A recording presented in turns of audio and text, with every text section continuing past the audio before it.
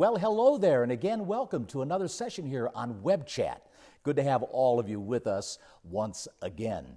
Today we have a special program because we have a special visitor and guest that I want to take opportunity to introduce to all of you. I know many of you are used to us taking on particular debates and or discussions on topics that are more doctrinal in orientation, but today I want to take some opportunity to introduce to you the Church of God International's most recent ordained minister all the way here to Medina, Ohio from Kenya, Africa. That's right on the east coast of Africa over by the Indian Ocean. And his name is Robert Onsando. Robert, welcome to the United States. Thank you so much. Yeah. I'm humbled. Good to have you with us. Thank really, you. very much so. And when did you get here? Yeah, I came here in, it's now 1 month. That was in January 28th. Okay. Then I landed in New York. And I had took a flight. It was a non-stop flight. That is approximately 8,660 miles from Nairobi. Yeah, wow. I thought maybe around 10 or so, but that's how close, very close. Yeah. Yeah, it's normally 10 when you have a stopover. Okay. You can either have a stopover in Dubai or have a stopover in Amsterdam. So when you have the stopovers, then it goes beyond 10,000 miles. I gotcha. I gotcha. Now, is this your first time here in the United States?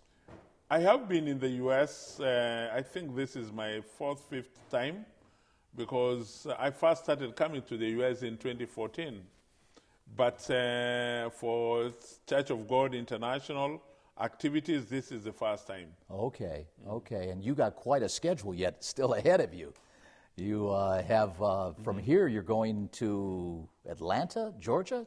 Yes, I have quite a long journey because when I came, I spent most of my time in Tyler, Texas. That is CGI headquarters. But even when I was there, I had a trip all the way through Memphis. Oh, all right. We drove from Tyler to Memphis, and that's when I saw the Mississippi River. And I really enjoyed the Mississippi. I didn't know that. Yeah, it's a big one. So we went all the way to Tennessee. Then from Tennessee, we used the other route, that's driving through Mississippi again, now back to Tyler. So you got some opportunity there to see some of the land and the geography, different cities and so forth. Yes, I really enjoyed on the way because they're very new things. But what conspicuously caught my eyes was the bridge. Yeah. The Mississippi Bridge. Oh, yeah, that's going across that river. That's a big one. Yeah. That's a big one. Yeah. Was that the one in Nashville? Did you go through Nashville? Yes, that is the one in Nashville. Did you see the big pyramid, that building, that big pyramid building? Yes. In fact, I took several photos. Did you? In that, yes. Then there is this where the rocket was launched. There is is it a Kansas somewhere? Where there is a rocket being launched, the first rocket where it was launched. Okay, you know more than me on that one. Wow, yeah, so I've gone where you've not gone. Yeah, right. Yeah. Now, I understand this is not your real name or full name. Robert Onsando is not your full name. Your full name is? My full name is Robert Onsando Nyambaso. Onsando is our family name. Okay. That is my dad's name, and that's also my grandfather's name. My grandfather used to be a chief. He was a chief.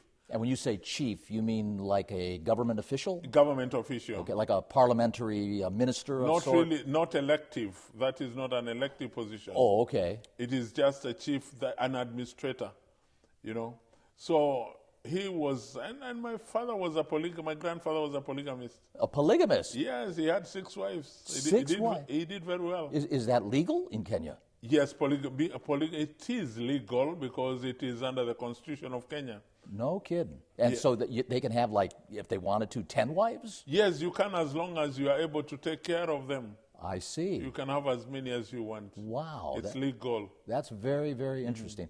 Now, you are a native of Kenya. Is that right? Yes, that's where you're born and bred there? Yes, I'm born and bred in Kenya. Yeah, and you have family, I hope one wife, right? Yes, I did not take over my grandfather's genes. So, and my father also has one wife. So I am a family man. I'm married. And to one wife, of course, Jacqueline Kerubo. We started our life when we were in college, both of us. Oh, okay. So you've known each other for quite a while. Yes. How long have you been married? Wow, that is 30 years, 31 years now. Okay. So my firstborn son, Kevin Nyambaso, he's 29 years and is married. And I have a granddaughter. Granddaughter. Yes, my second-born is as a daughter, as I've just put it. And she is 26 years. 26 years. She's still in college. She's doing a master's degree. Single? Yeah, she's single. She's never told me whether she's searching, but I want to believe silently probably she'll tell me when it's right. Yeah. Well, you're dad. I've got 2 daughters too, and I know how that goes. Yeah, but we are very free and we talk. We talk quite a bit. So the other one following her is also in the university. Vivian. Another daughter? Yes, another daughter, Vivian Nyambaso. Then our last-born daughter is sitting for her grade 12, equivalent of Form 4 in Kenya. Form 4 is when you graduate from Form 4, then you just go straight to the university. Okay. In fact, they're just starting the exams. So you can kind of skip some grades? Is that what you're saying? No. You can't skip any grade. That is exactly, grade 12 is an equivalent of Form 4.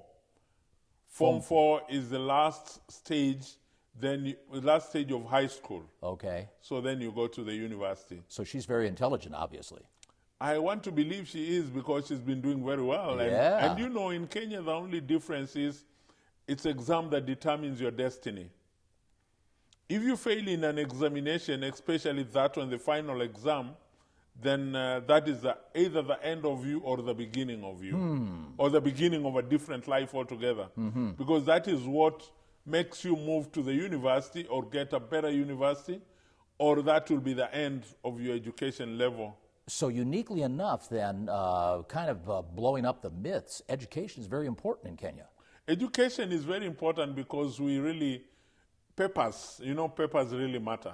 People compete to get papers, then you can get a good employment or a good job. So when you say papers, you mean like diploma, certification of some sort, degree, we would call it a degree, BA, MBA. That is right. So if you want to get a good job, you must get a very good grade in the degree or diploma, You must at least have a certificate. Yeah. Yeah. Well, now we've, changing the subject here a little bit, have had quite a bit of exposure to you over the ensuing months, and actually now I think a couple of years in working with you, and Mike James primarily in mentoring you through the MIP program that we have for integrating experienced ministers. Yeah. And I think our viewers and those of you who are watching us here will find this quite interesting because Robert has quite an experience with the Seventh-day Adventist Church. Maybe you could share with us a little bit, Robert, as to why you're sitting here after so many years, because you and I have talked, of course, and I understand you were actually brought up as a Seventh-day Adventist. Yes, that's a very good question, and I'll be very glad to elaborate on it and to share with the world about it, because I was born a Seventh-day Adventist church. I grew up knowing that the only church, the only true church, is Seventh-day Adventist church. And if we realize that you're not Seventh-day Adventist church, some of us would see that you're already lost. And that is how we were acclimatized. Even my baptism, I remember I worked for 2 years just to get baptized. And the elder who was in charge of that, at times would take advantage over some of us. We'd go and work in their farms just to show obedience. Oh, to get labor from you, free labor? Yes, that was free labor. Yeah. And I remember I was supposed to be baptized in the first year, but because I wasn't obedient as such by working in some of the farms, so I was like, I had to take another 1 year. Now, how old were you? I was 16 years. 16 teenager. Years, okay. Yeah, teenager. So that is how it was. So I was born there, and I did everything as any other Seventh-day Adventist church would do. After my college, I started working in as a mechanical. I'm a mechanical engineer by profession, but I only worked for 6 months in a tea factory, which a did not... tea factory, like tea, totally in tea. Yes, like tea, making exactly. the bags and the tea leaves and all that. The tea leaves. Yeah. So translating the tea from the farm into making the real tea now, the one that we drink. Okay, all right. So I worked there, but unfortunately, because of Sabbath, I would not continue working because we were working on shifts. And at one point, I was like, my shift would fall on a Sabbath. But we did a local arrangement with my friend. If my shift is on a Sabbath, then he would take up my shift and I take up his. But at one point, the ones who were in charge decided no, that it would not work like that. Because then, if my shift is on Saturday, I have to work. In case of anything, any breakage, any damage, then I should be answerable. So I told them I can't work on Sabbath. And that was the last time I worked with them because I resigned. So after resigning, one of my cousin brothers was a literature evangelist in the Seventh-day Adventist. And a literature evangelist, what does that mean? Literature evangelists, these are these young people who go out and sell books. You know, they have spiritual books, more Ellen G. White books. Oh, almost like the Mormons. They go door to door? Yes. Yeah, would go Jehovah's door Witnesses. To door selling those books, you know. No kidding, I didn't know that. And you know, so I became we would survive on commission. We did very well. We planted so many churches everywhere. Just by doing that? Just by doing that, yes. So after a short while, I was admitted into the system in ADRA. ADRA is Adventist Development Relief Agency. That is an NGO within the church. And this NGO within the church was so powerful that we would give support to many, disaster areas, things like that. But I was in charge of one program that is anti-female genital mutilation. Oh, wow. We have female circumcision in my country. Yeah. So we were out to fight that vice. But we did not call it anti-FGM per se because it wasn't so kind. So the project that I was in charge was Girl Child and Women Empowerment Program. Now let me ask you, is that legal? I mean, is that approved by the state of Kenya? No, it is illegal. It is illegal. But it is cultural. Oh, okay. You know, there are times it's an attitude. It's something that many people have undergone through that. So they still feel that the government was fighting against their culture. It is not legal, but still people do it. In fact, even people who were in church, they would hide and go and do it. And you would help these girls and be able to help them adjust to the situation, get them out of that environment? Yes, what we would do is we would rescue some of them, we would train even the parents that this is not right, what you're doing. We did a lot of training on biological effects so that they understand that what they were doing was wrong. And this was a Seventh-day Adventist program? It was a Seventh-day Adventist within that program. Church? Within the church? Yes. So I worked there for 10 years. Doing that? Doing that. Wow. And several other projects. Now, were you a minister at that time? No, I was not a minister. I was just a church worker. Okay. Yes, because I was employed now with the church, but in the NGO, with that NGO. After 10 years, I moved. I actually shifted from like one department to another. I started working for Hope Channel Television. Television. So you've got television experience. Yes. How about that? Yes, I have that. So, you know, I've now moved from 3 professions. One, I was a mechanical engineer into the NGO world. No, to a literature evangelist. Right. From literature evangelist to NGO world. And remember, in the NGO world, I went to college again. I trained on gender and development. And I also did what we call control and management HIV and AIDS. Because these things were going hand in hand. And you know, because... And these are all programs within the Seventh-day Adventist Church. Within the Seventh-day Adventist. That serves the community exactly. in this regard. Yeah. Yes. It is, we have, like I was in ADRA Kenya, but we also have ADRA Uganda, ADRA in other countries. Then we have ADRA International. That the headquarters are here in the U.S. And that's why you're saying it was NGO program, yes, non-government organization. Right, got it. Yes. Mm-hmm. So my story begins when I'm now in the Hope Channel television. So this environment right here, sitting talking, and yes, exactly. You're in your element, huh? Yes. So when I'm working with with the Hope Channel television, a call came. I was supposed to come and do a presentation in the U.S. Now, my boss, whom I cannot say her name here, but people know because when I've said her name, they know who she is. She literally blocked me. She didn't want me to come to the U.S. Oh. Fortunately, when I decided now to write back to the team that had invited me, I told them I cannot come to the U.S. for reasons ABCD. One, I told them, I can't get a visa. This is too soon. Then number two, I think because my boss is coming, I will give the presentation that I would give there, I'll give her and she's going to do on my behalf. Oh, okay. So these guys were mad because they wanted me in person, not somebody else. So they used another avenue to ensure that I am here. My boss had already come. She didn't know that I was on the way. So what happened is they sent the ticket, they talked with the embassy, and they told them that we are sending somebody there, please ensure that he gets his visa in time, because he's coming to do a presentation. And that is exactly what happened. I was given a visa within a very short time. My ticket was there. I was on my way to the U.S. Mm-hmm. At the request of the church doing that task. Yes, doing that task. So when I came to the U.S., my boss was here, and I was here. Now the two of us are here. Then what they said was, we only want one representative to be in this meeting. It was, I remember, it's Hope Channel Managers meeting. They didn't tell her to leave, did they? They told her to leave. They told her that we are only going to have one person representing this meeting. And it was Robert Onsando.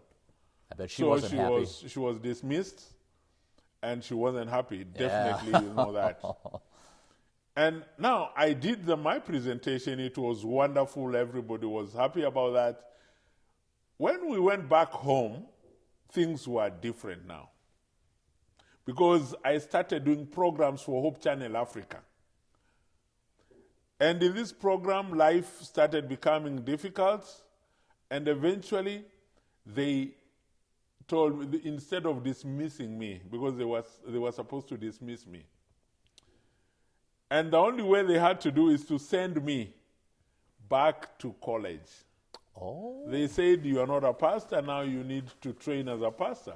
So this was a soft way of saying, yes, making the adjustment to bring her back in. Yeah. Yes, to remove and to separate you. Yeah, to separate me from that. I said, well and good, that's okay.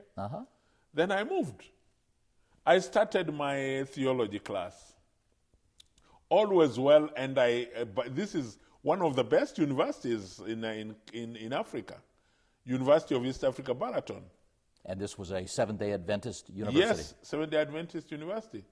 When I'm in my theology class, I was a very obedient student. I was an A material.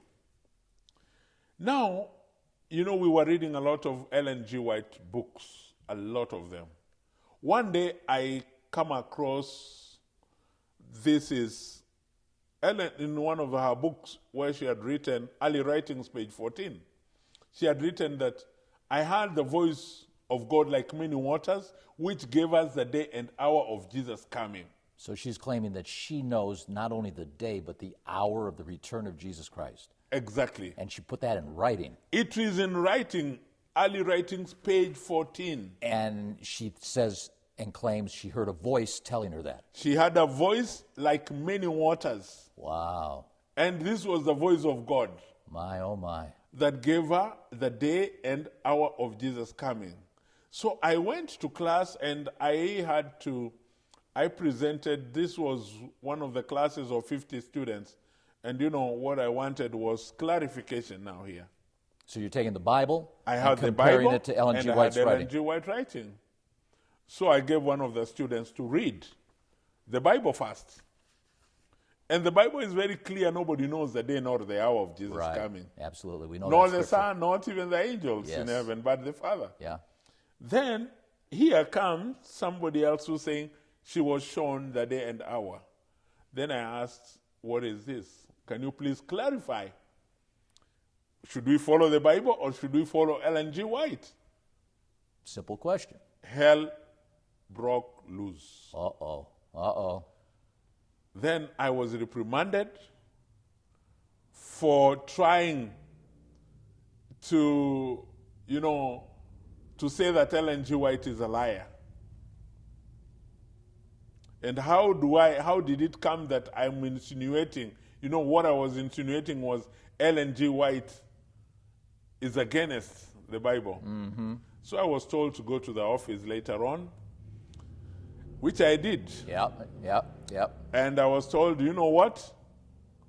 You do not have to bring such questions in the office because simply this, you are distracting other students.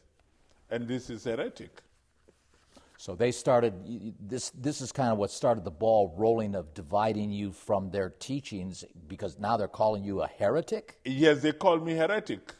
But even before that, they had already seen a lot of signs. Yeah. Because then I would ask a lot of questions.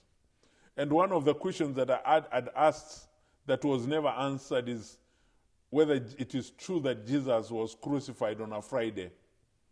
Because they believe that Jesus died and was crucified on a Friday. The typical traditional day and a half. Yes. Good Friday, Resurrection Sunday. Yes. Oh, okay. So, but that, for many years, I did not understand that. Mm-hmm. Because even a grade 1 child, you tell him or her that from Friday you count you get 3 days, then there must be something wrong. Mm-hmm. So I was asking them, please, can you clarify for me and tell me, is it true that Jesus died on a Friday? Because my counting is not working. Yeah, the arithmetic doesn't add up. The arithmetic is not. They told me, no, it is true, it is on a Friday. They brought the Good News Bible. Yeah. The Good News Bible writes it was Friday. So they told me, look here, this is what it says. Yeah, right. I told them, no, you are using a wrong Bible. This is a translated Bible, and it is, go back to the book, the Bible that says it was preparation day. Mm-hmm. Mm-hmm. So to cut the story short, after that I wrote a book that was In Search of the Truth. Because I came across around 15 other issues. In addition to these two that you just mentioned? Yes. Okay, 15 others. 15 other issues. So I wrote a book known as In Search of the Truth. Yeah. When I wrote that book, I gave it out to my colleague pastors so that they may go through and proofread before I publish the book. One of them took it to the headquarters, and I was reprimanded. What is this I was writing? And they went there. I call it a Sanhedrin meeting. So I was in the Sanhedrin meeting, and these guys reprimand me. I told them, okay, look here. I am wrong. I may be wrong, or you may be wrong. But the Bible is here. Can we please go through the Bible? Sure, absolutely. Point by point. Let's start with one. God is not a Trinity. Ooh. Because that is what I'd written. Yeah. They believe that God is God the Father, God the Son, and God the Holy Spirit. I'm just so surprised they pick up on that traditional concept. They do that. Yeah, yeah. And it is there in all their books. Mm-hmm. The Seventh-day Adventists. Yes. Yeah. I told them this is not true. The Bible does not talk about this. From page 1, in fact, I even offered them money. I told them, if anybody comes across the word Trinity in the Bible, I'll give you 10,000 Kenya shillings. That is $1,000. 1,000 American US. Oh, yes. Okay. Of course, I didn't have that money. But I told them I would give you, because I was very sure. You were sure, yeah. I was very sure that it's not in the Bible. Yeah. So they could not find that. But they kept on talking about Matthew 28:19, where you baptize in the name of the Father, the Son, and the Holy Spirit. So for them, they take that as Trinity, which is not true. Very traditional. Very traditional. Yeah. So that is one. Number two, about the Friday thing, the 3 days and 3 nights. So we went through that. They could not find any defense. And see, most of them, where they miss the point is they don't pay any attention to the fact that there were 2 Sabbaths that were discussed there. The first Sabbath of the first day of unleavened bread, and then the weekly Sabbath, as illustrated there in the book of John. They don't catch that. And that is the problem, because the calendar that they use, they're using Gregorian calendar. Like all of us, that's the government. That's the calendar that most countries are using. Right. So they go by that, and they forget that we have another calendar. And now when they do that, the annual, this Leviticus 23, they don't think about it. And what they forget, as you've just said, that week was a Passover week when Jesus was crucified. And that's why I say the first day of unleavened bread is there also. Yes. That's part of it. That is the annual Sabbath. We had 2 Sabbaths. That's the point. In that 1 week. Yep. The weekly Sabbath and the annual Sabbath. And that is why in John 19:31, they talk about a high Sabbath. This was a high Sabbath. So they don't take that into consideration. That's a confusion. Right. So, but we discussed that. They could not still answer me anything. We went to the other one about the millennium, the 1,000 years, because the Seventh-day Adventists believe that their 1,000 years will be in heaven. Is that right? I didn't realize that. The 1,000 years. So when you die, do they believe you go to heaven? When you die, I think we have almost the same thinking about death. Okay. But now, what the difference is, when Jesus will come, he will take people back to heaven. Like a rapture. Yes, like a rapture. And we will be in heaven for 1,000 years. While what's going on earth? It will be desolate. Desolate? Yes. Oh, no humans alive? No humans, nothing, nobody. Not one person? No. So it's just a smoldering ball of destruction. Yes, it will be desolate. And we, the resurrected beings, will be in heaven. In heaven. And the millennium takes place in heaven. In heaven. For 1,000 years. 1,000 years. Wow. And that was, we started talking about that. And they do a lot of Daniel. They read a lot of Daniel. Prophecy. Okay. They read Daniel and the Revelation a lot. Yeah. Now the challenge and they put on campaigns. They come to the door. They have beautiful brochures and everything. Yes, they do. They do. So what happens is they forget that the Daniel, even the statue that Nebuchadnezzar saw, there is that stone that comes, that crashes. Right. The stone is on earth, and it grows to fill the whole earth. The stone is the earth? The stone is Christ. Oh, the stone is Christ. Yes, and it grows to fill the whole earth. It does not go to heaven. So what does that tell you? They know the answer, but they do not want the prayer that we pray every day. So they teach that, which contradicts what they believe. Yes, they do that. Wow. One thing that they've forgotten is the Lord's Prayer. And they recite this every Sabbath. And what do they say? Thy kingdom come. So what do they mean by thy kingdom come? Exactly. If you're going to heaven. Yes, we are going to heaven. Why the kingdom is up in heaven. Yeah. Yes. Right. So those are the challenges. We had to deal with that, and I'm sure eventually they have come. There's an article that I saw recently that they are already now agreeing that it will be on earth. That it will be on earth. Yes. So all these things, in kind of fast advancing here a little bit, led to your departure from the Seventh-day Adventist Church, and then proceeded to do what for your religious life? I mean, where did you go after you you departed from the Seventh-day Adventist Church? Thank you so much. When we disagreed on all these events in the book In Search of the Truth, that is where I'd written all these things. So they reprimanded me. As it is, you'll not be allowed to continue being in that church. And they circulated a note that I'm not supposed to be given pulpit to preach, because I was preaching, I was heretic. Yeah, you were a heresy, yeah. Yeah, so what happened later on, I found myself hanging. And I decided that I will not hang And you know what they normally do is when you're falling, they'll ensure that there is a mattress down there, and they remove the mattress and you fall down. You'll break your head. What do you mean by hanging, though? Hanging, that means I did not have anywhere to go. Anywhere to go, okay. Anywhere to go. So they move the mattress, metaphorically speaking. Yeah, so that I can fall down and break my head. So, but I had a plan B. And my plan B was to Google. That is where I found very many churches that worship on Sabbath. And outside of the church of Seventh-day Adventists. Outside the Seventh-day Adventist church. Of which they were teaching, they were the only ones. They were teaching that they were the only ones. Was that a surprise for you? It was a surprise because I didn't know that we had other churches that worship on Sabbath. And how many years ago was that?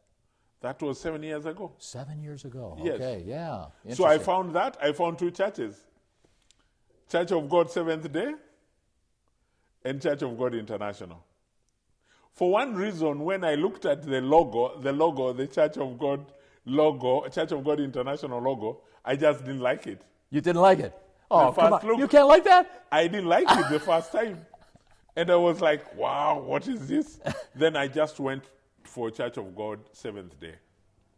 We worked with them for a while and we did very well, but they don't keep the feasts. Yeah, and they really are very soft on God being a family.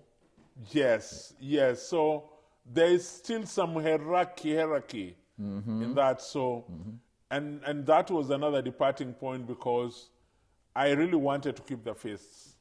And they didn't. But they allowed other members, senior members in the church, to keep the feast, but not me. Now, do they observe Christmas and Easter? Are they a little bit warm? The Seventh-day Adventists? No, Church of God Seventh Day. Do they? They don't really do the Christmas. No, okay. They don't. But Seventh-day Adventists do. Seventh-day Adventists, they even do they have the Christmas trees. Christmas trees. Yes, wow. they do have. Yeah. They do have. So basically, that's how I found myself. Then I moved from when I realized that they don't keep the feasts, and it was very difficult to continue being there because I was doing some things for them. I started doing what we call the curriculum and training manuals. And my plan was, probably they are listening, my plan was to infuse in the feasts. Oh, because I really wanted the feast. Oh, you rascal, you. So they said no, this is not you can't do that, you right? Can't do that. So I realized that there's this Church of God International. Why can't I go and relook at it? So when I went back to it, and I scrutinized the logo seriously. I found the logo was just Ephesians 6, and it's talking about the armor of God. Correct. And when I went down, I was like, the helmet, the shield, the spears. Yeah. So I just didn't like, I think, something, and God wanted me to learn something. I won't believe. So that's how I found myself in Church of God International. And you finally recognized that all we're talking about is be equipped with the armor of God in this day and age that we're living in. Yes. Yeah.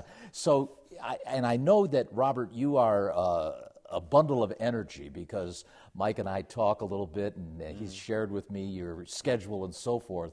And I understand you travel, all over Kenya and Uganda also. Do you get into those areas as well? Yeah. Now, is it dangerous in your travels as you go from spot to spot and areas that you go into I suppose, the back country to meet people and attend church services and so on? Is it a dangerous life that you lead over there? Yeah, for one reason or another, people don't really perceive their home areas as dangerous. You know, where you've lived, where you live with all the other things, you think that life is like that. You think that life is okay. Yeah. But I can say that what we have is we have very bad roads.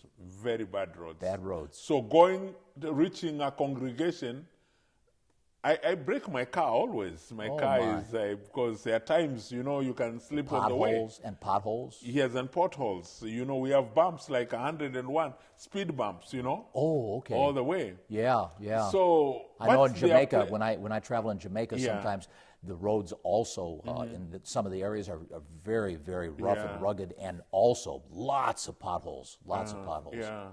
So the other places, where we live in the eastern part of Kenya, and we do not have, actually northeast and southeast, we are very far from Somalia.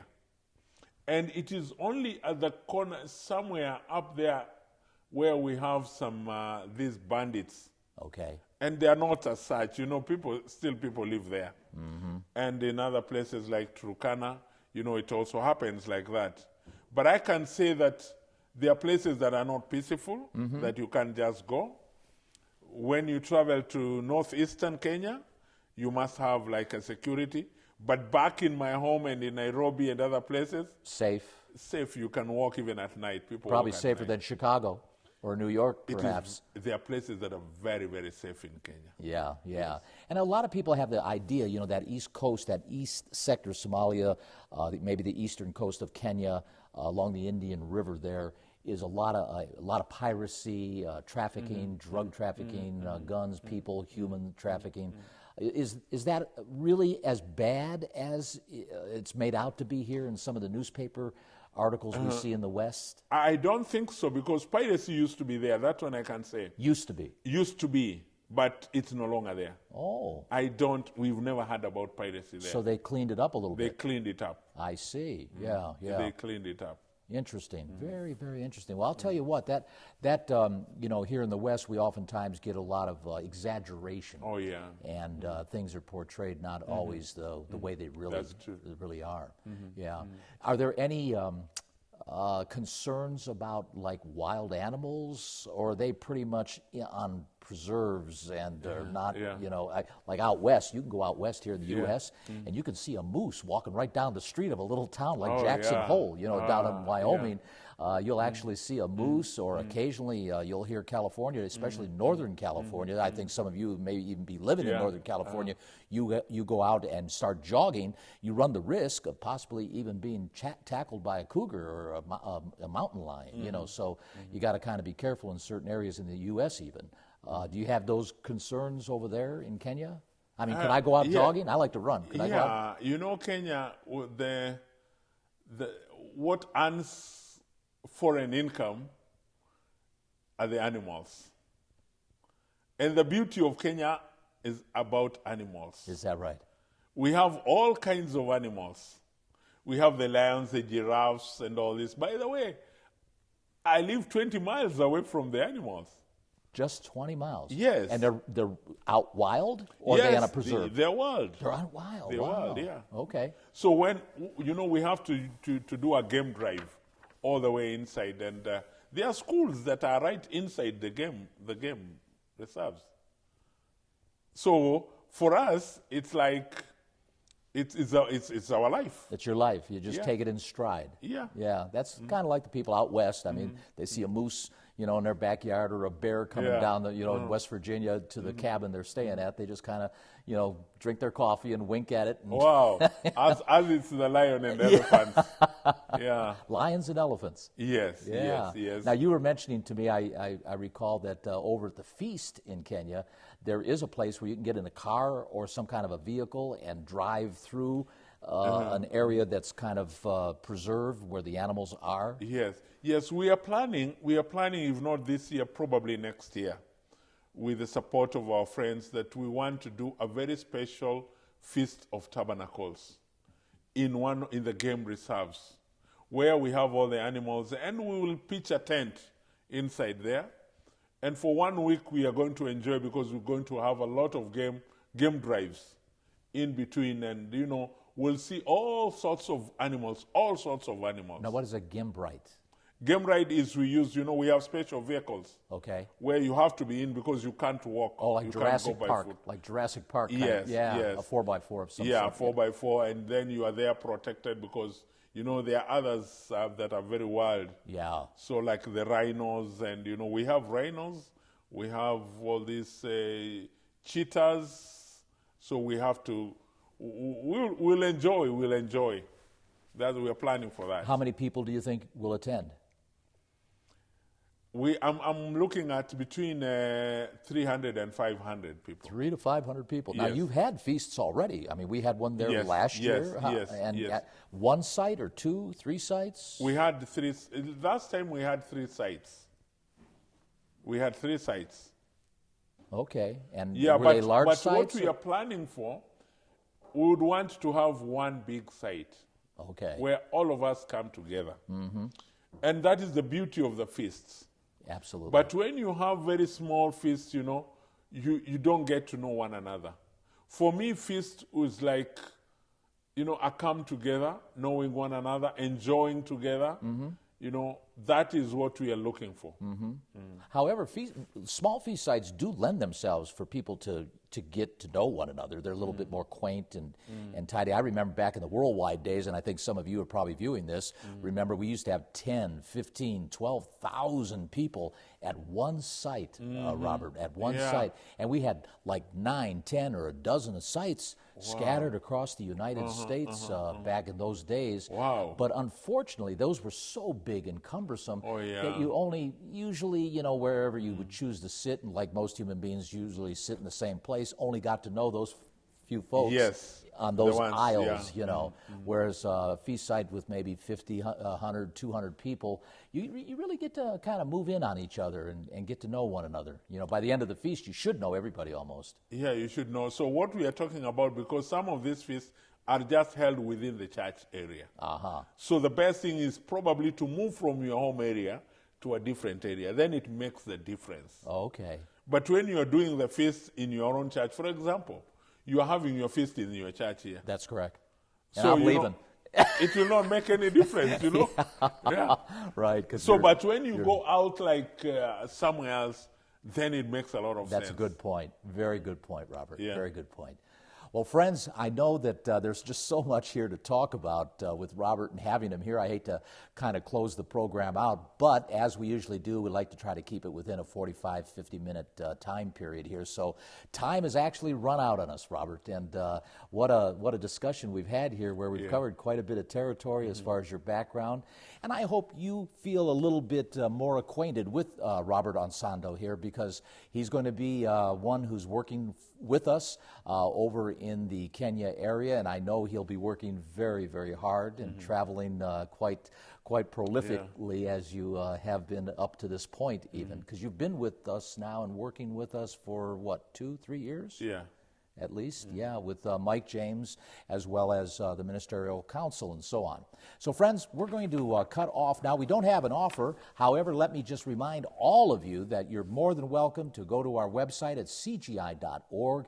Take a gander at the many, many products we have, from Prove All Things to Armor of God, biblical news updates and commentary, and a whole host of Webchat types of sessions that we present. So many topics, different topics that hopefully you'll find interesting and will help to augment your continued walk with Jesus Christ and God our Father, because all these products are there for your benefit, your growth, so that you might be able to grow in grace and knowledge. So until next time, and as we always say, we never say goodbye.